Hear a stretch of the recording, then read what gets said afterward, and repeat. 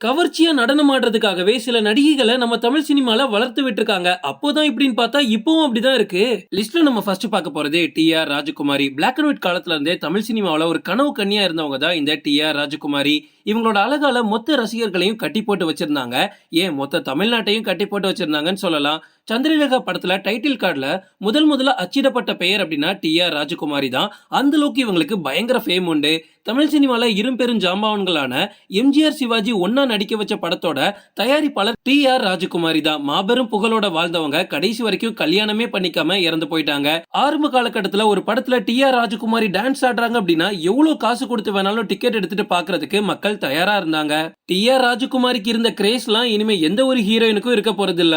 லிஸ்ட்ல நம்ம அடுத்து பார்க்க போறது ஜெயமாலினி. இப்போ இவங்களுக்கு 65 வயசு தாண்டி போயிட்டு இருக்கு. ஆனா அந்த காலத்துல ஜெயமாலினின்னு சொன்னாலே நம்ம தமிழ்நாட்டு இளைஞர்களுக்கு தன்னை அறியாமலே ஒரு வெக்கம் வருமா. அந்த அளவுக்கு ஜெயமாலினியை எல்லாருக்குமே ரொம்ப பிடிக்கும். தமிழ், தெலுங்கு, கன்னடம் அப்படின்னு நிறைய மொழிகள்ல கவர்ச்சியில உச்சம் தொட்ட நாயகி அப்படின்னு ஜெயமாலினியை சொல்லலாம்.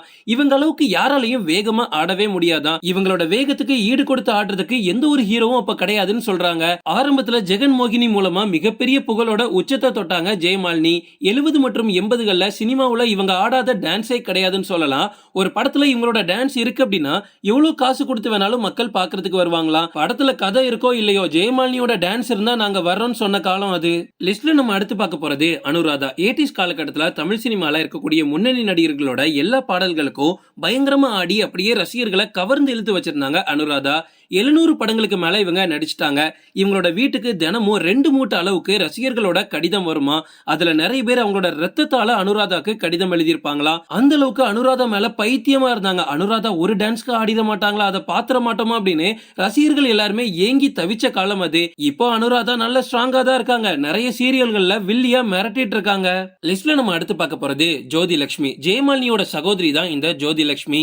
பெரிய இடத்து பெண் படத்துல எம்ஜிஆர் மூலமா அறிமுகமான இவங்க 300க்கு மேற்பட்ட படங்கள்ல நடிச்சு இப்ப சீரியல்லையும் நடிச்சிட்டு வராங்க. ரஜினியோட முத்து படத்துல, விக்ரமோட சேது படத்துல காணம் கருங்குயிலே அப்படின்ற பாடலுக்கு நடனமாடிய ஜோதி லட்சுமி தமிழ் சினிமால அவங்களுக்குன்னு ஒரு மிகப்பெரிய அடையாளத்தை உருவாக்குனாங்க. அதுக்கப்புறமா இவங்க பிளட் கேன்சர் காரணமா இறந்து போயிட்டாங்க. லிஸ்ட்ல நம்ம அடுத்து பார்க்க போறது சில்க் ஸ்மிதா. பாலு மகேந்திராவால திராவிட பேரழகி அப்படின்னு போற்றப்பட்ட ஒரு பெண் அப்படின்னா அது சில்க் ஸ்மிதா மட்டும்தான். இவங்களோட கால் ஷீட்டுக்காக மொத்த தமிழ் திரையுலகமே காத்து கடந்துச்சு. அதுதான் உண்மை. டைரக்டர், ப்ரொடியூசர்ஸ், ஆக்டர்ஸ் எல்லாருமே எப்படியாவது சில்க் ஸ்மிதாவை கமிட் ஆக்குங்க, நம்ம படத்தை ஹிட் அடிச்சிடலாம். படத்துல கதையே வேணாங்க, இவங்களை கமிட் ஆக்குங்க, நம்ம படம் ஹிட் அப்படின்னு மொத்த இண்டஸ்ட்ரியும் சில்க் ஸ்மிதான்ற ஒரே ஒரு ஆளை நம்பிட்டு இருந்த காலம் அது. லிஸ்ட்ல நம்ம அடுத்து பார்க்க போறது மும்தாஜ். டி. ராஜேந்தர் இயக்கத்துல மோனிஷா என் மோனலிசா படத்துல 19 வயசுல அறிமுகமானவங்க தான் இந்த பால் கொழுக்கட்டை. எஸ், மும்தாஜ ஆரம்பத்துல எல்லாருமே பால் கொழுக்கட்டைன்னு தான் கூப்பிடுவாங்களாம். குஷி படத்துல கட்டி பொடிடா சாங்ல ஆடினதுக்கு அப்புறமா மொத்த இண்டஸ்ட்ரியும் மும்தாஜ் தான் திரும்பி பார்த்துச்சு.